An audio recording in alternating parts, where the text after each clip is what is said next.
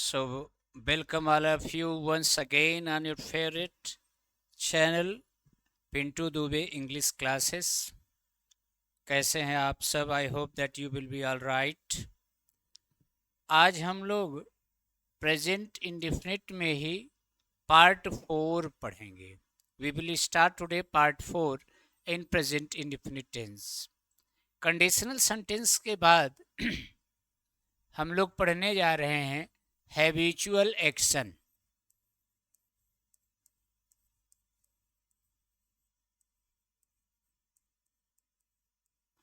Habitual action क्या है?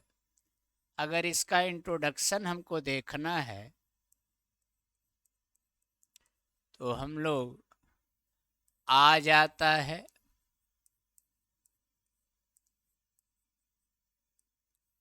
ई जाती है, ए जाते हैं,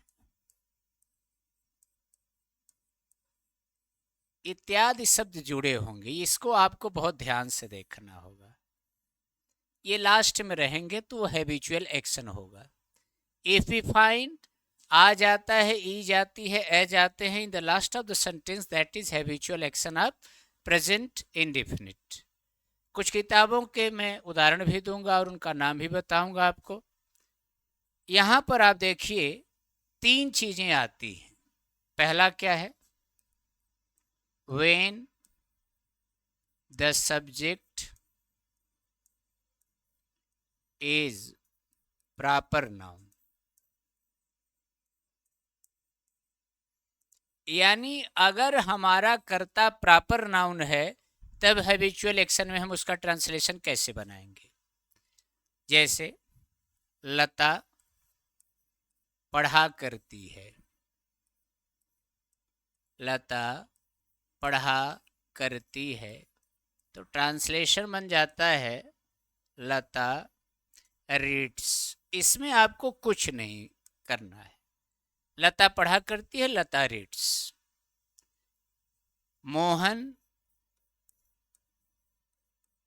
लिखा करता है,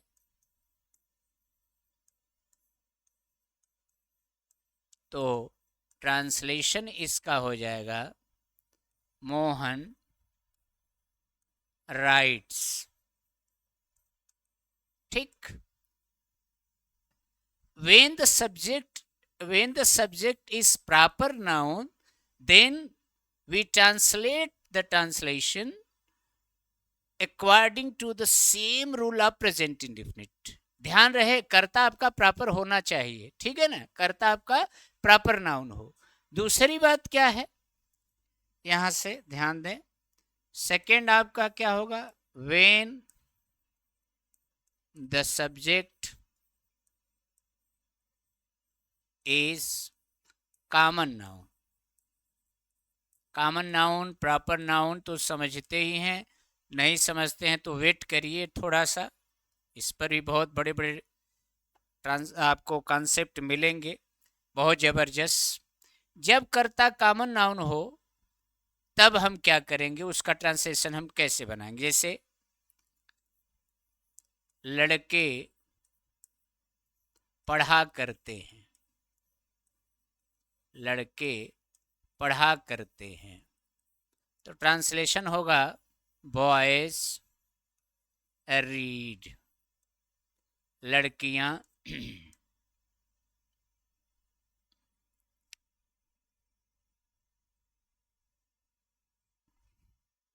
लड़कियां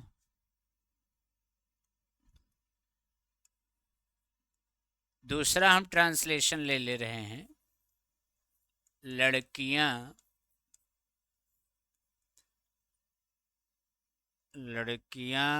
गीत गाया करती हैं, लड़कियां गीत गाया करती हैं, तो क्या हो जाएगा? गर्ल्स सिंग। अच्छा ध्यान दीजिएगा एक चीज आप यहाँ पर, मोस्टली मैंने देखा है कि अनायास लड़के द का प्रयोग कर देते हैं। अगर आपने यहाँ पर द का प्रयोग किया तो अभी मैं एक उदाहरण लेके आपको दिखाऊंगा कि क्या बन जाएगा। अगर आपने कहा द बॉयज रीड तो हो जाएगा लड़के पढ़ते हैं। अगर आपने कहा द गर्ल्स सिंग तो हो जाएगा लड़कियां गीत गाती हैं, यानी लड़कियां गाती हैं। तो आपको ये चीज ध्यान रहे है कि जब हम कॉमन नाउन में हो तो हमें किस प्रकार की, जैसे पक्षियां उड़ा करती हैं बर्ड्स फ्लाई, लड़के नाचा करते हैं बॉयज डांस। क्लियर? ये आपका हैबिचुअल एक्शन इसमें है। तीसरा आपका हो जाएगा जब आपका जो सब्जेक्ट हो वो क्या हो, जब आपका सब्जेक्ट प्रोनाउन हो। थर्ड आपका when the subject is pronoun. अगर आपका सब्जेक्ट प्रोनाउन होता है तो 3 रूल आपको फॉलो करने पड़ेंगे। पहला क्या है? इज ए कस्टम्ड, ACCUSTOMED,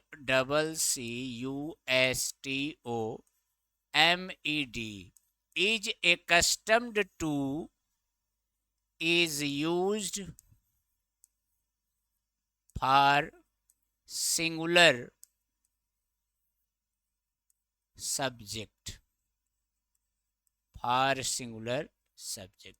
यानी अगर एक वचन का करता है तो वहां पर इज ए कस्टम्ड टू का प्रयोग किया जाएगा। जैसे वह पढ़ा करता है, वह पढ़ा करता है, तो ट्रांसलेशन बन जाएगा he is accustomed to, he is accustomed to read, वह पढ़ा करता है। ठीक। अब हम अगर इसको ये भी कह दें कि he is in the habit of, he is in the habit of reading, तो भी आपका सेंस सेम आ जाएगा। He is in the habit of reading. दूसरा हम लेते हैं रूल, क्या है? एम accustomed to,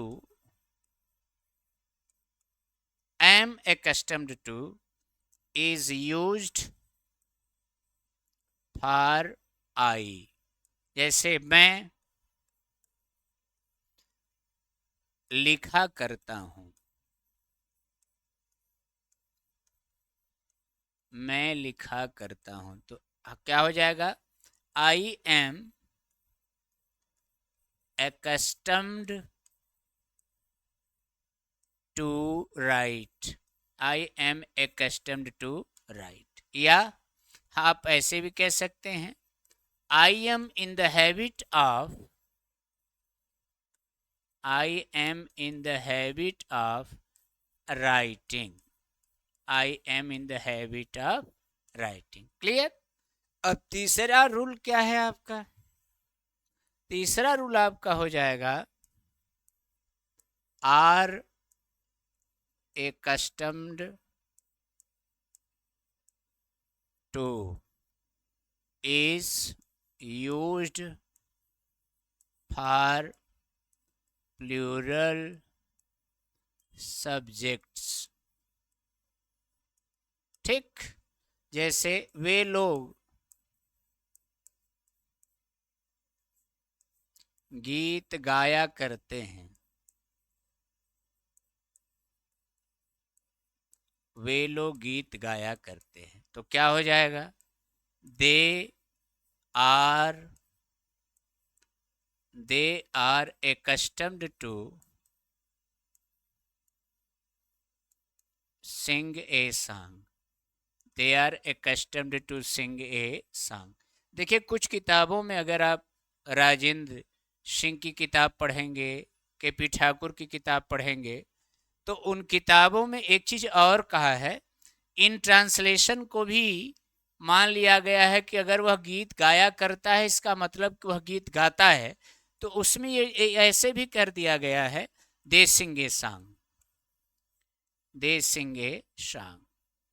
इसको हम और एक यूज में एक चीज से कर सकते हैं, they are in the habit of they are in the habit of singing a song.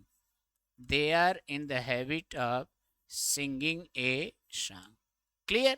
तो ये आपका हमने पढ़ाया क्या, हैबिचुअल एक्शन। हैबिचुअल एक्शन में हम लोगों ने क्या क्या पढ़ा, एक बार रिपीट कर लीजिए। जब वाक्य के अंत में आ जाता है, ई जाती है, ए जाते हैं, इत्यादि शब्द आते हैं तो हैबिचुअल एक्शन होता है। और हैबिचुअल एक्शन में तीन बातें आती हैं। पहली बात क्या आती है, when the subject is proper noun, name of anybody that is called proper, और तो उसमें सीधा सीधा ट्रांसलेशन है। सेकंड टॉपिक क्या था, when the subject is common noun, तो आप ध्यान वही दीजिएगा, आर्टिकल्स का यूज नहीं करना है। और तीसरी बात आपकी ये हो जाएगी कि अगर अब सब्जेक्ट आपका प्रोनाउन है, अगर सब्जेक्ट आपका क्या है, प्रोनाउन, तो प्रोनाउन के लिए आपके पास तीन रूल हैं, और तीनों रूल मैंने आपको बता दिया। Is accustomed to for singular, am accustomed to for I, and are accustomed to for plural subjects. Okay, तो एक चीज थी। आगे थोड़ी सी चीज और पढ़ लेते हैं, बात चल ही रही है तो फिर और देख लें। आ देखें जरा किसमें कितना है दम, जम के रखना कदम वो मेरे साथिया। आप बहुत मेहनत करते हैं आना, I am really very gladful to all of you for supporting मी।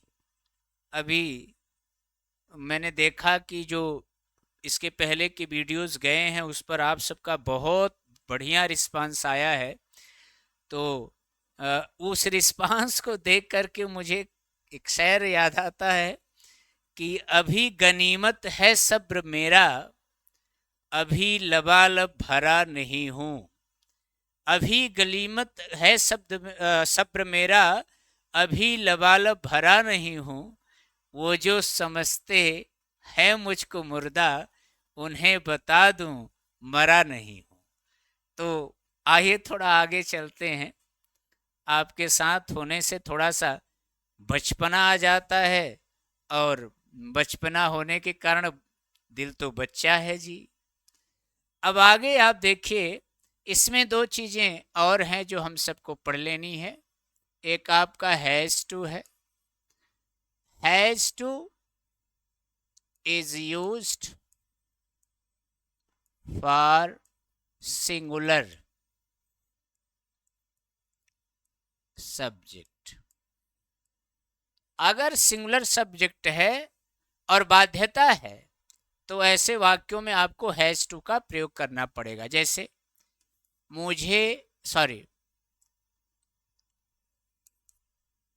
लता को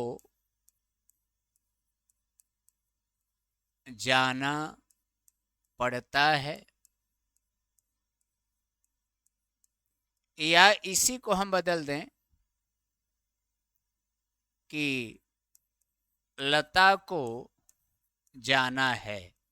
एक ही बात है, आप ध्यान दीजिएगा, लता को जाना पड़ता है या लता को जाना है, ट्रांसलेशन सेम होगा। लता हैज टू गो, लता को नहीं जाना पड़ता है, लता हैज नॉट टू गो। तीसरी बात क्या है, क्या लता को जाना पड़ता है, हैज लता टू गो। लता को क्यों जाना पड़ता है, why has Lata to go. Clear हो गया। ये आपका वाक्य तब बन जाएगा जब बाध्यता होगी ना, यानी करता चाहता नहीं है लेकिन उसे करना पड़ता है। हैव टू सेकेंड, ये किसके लिए है, प्लूरल के लिए है। शॉर्ट में लिख दे रहा हूं, आप समझ लेंगे। प्लूरल में है, मुझे जाना पड़ता है या जाना है, मुझे जाना है, तो ट्रांसलेशन हो जाएगा आई हैव टू गो। मुझे नहीं जाना है, I have not to go. ठीक, क्या मुझे जाना है, हैव आई टू गो, मुझे क्यों जाना है। Why have I to go. I hope that you are clear. ये आप हैज़ टू हैव टू का यूज आपको एकदम क्लियर हो गया। प्रेजेंट इंडिफिनिट के सहारे हम लोग आगे बढ़ते जा रहे हैं। एक और चीज़ है, यहाँ देख लें, जैसे कभी कभी टू हैव का यूज आता है, तो टू हैव के लिए आप कंफ्यूज मत रहा करिए। लेने के लिए अगर कोई बात आती है तो वहाँ पर टू हैव का प्रयोग किया जाता है। जैसे वह कार लेने जा रहा है, वह कार लेने जा रहा है। ट्रांसलेशन क्या होगा, he is going to have a car, he is going to have a car. इसी को हम ऐसे भी कह सकते हैं, he is going to buy a car, he is going to buy a car. तो टू हैव का यूज आप कभी दिक्कत मत समझा करिए, इस प्रकार से उसका ट्रांसलेशन हम लोग बना लेते हैं। क्लियर। अब प्रेजेंट इंडेफिनिट में क्या क्या चीज़ें और हैं जिन्हें हम लोगों को एक बार और ध्यान देना पड़ेगा। अब इसमें यूज तो आपका हैज़ टू का हो गया और हैव टू का हो गया। जैसे नकारात्मक वाक्य है, जैसे लता के पास, ये इसको आप नोट में कर लेंगे, लता के पास किताब नहीं है। अब जरा इस ट्रांसलेशन को देखिए आप, लता हैज नो बुक। अब किताब नहीं है तो सीधा सीधा ट्रांसलेशन कर दिया, लता हैज नो बुक।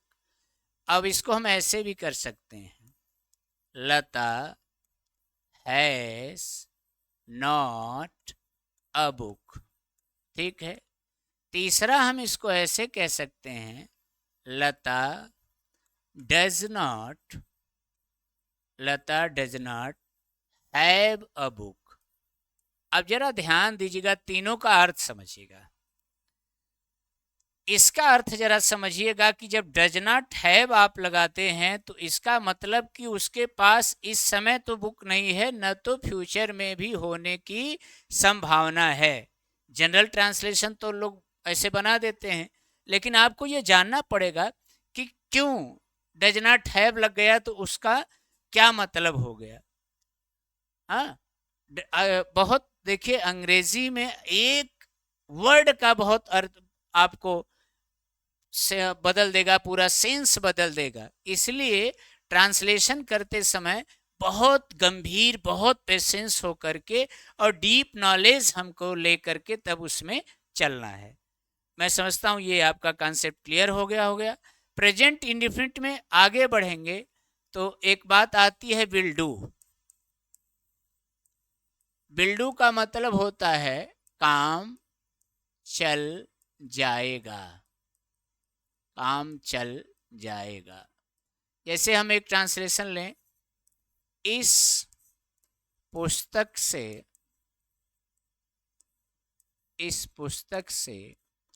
काम चल जाएगा, इस पुस्तक से काम चल जाएगा। ट्रांसलेशन हो जाएगा, this book will do, this book will do, इस पुस्तक से काम चल जाएगा। इस कलम से काम चल जाएगा, तो आपका हो जाएगा this pen will do, this pen will do. अब प्रेजेंट इंडेफिनिट में एक बार आप जरूर ध्यान दे करके पढ़ें, एक एक कॉन्सेप्ट को पढ़ें।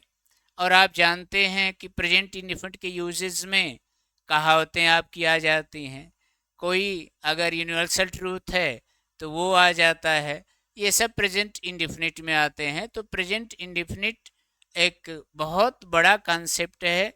अभी इस पर चूंकि 4-5 वीडियो हो जा रहे हैं, फिर अलग से 1-2 वीडियो और प्रेजेंट इंडिफिनिट में डालूंगा।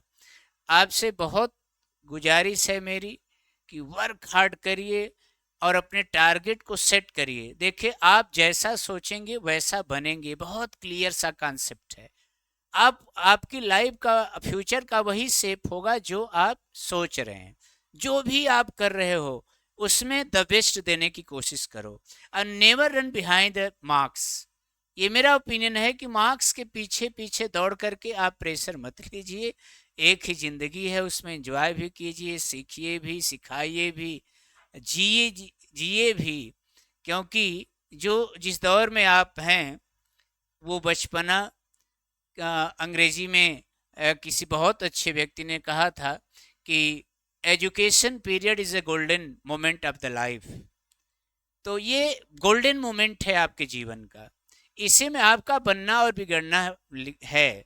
डॉक्टर जेम्स एलन ने लिखा है कि you are unconditional maker of your future. You can't blame another person. आप किसी दूसरे पर आक्षेप नहीं लगा सकते। You are responsible for your career. Where you are, it's your present. ये आपकी अब की बात है, अभी की जब आप हैं। और जैसे ही आपने अपना गियर बदला, नजर को बदलो, नजारे बदल जाएंगे। जैसे ही आपने सोचने का अंदाज बदल दिया ना, तो every problem has a solution. आपने न्यूटन्स थर्ड लॉ पढ़ा होगा, क्रिया प्रतिक्रिया का नियम, और उस पर पूरी बुक ही है, द सीक्रेट। अगर आप पढ़े होंगे किताब the power of positive thinking, बहुत सारी बुक्स ऐसी हैं मार्केट में। एक थियरम पर मैं समझता हूँ पूरी बुक्स है कि आप जैसा एक्शन करेंगे उसका रिएक्शन आपको वैसे ही प्राप्त होगा। तो प्रेजेंट इंडेफिनिट की बातें ये आपके सामने थी। अब नए लेक्चर के साथ हम फिर आपके पास आएंगे। तब तक के लिए आप स्वस्थ रहिए, मेहनत करिए, आगे बढ़िए और पूरे जुनून के साथ आगे बढ़िए। Thank you very much.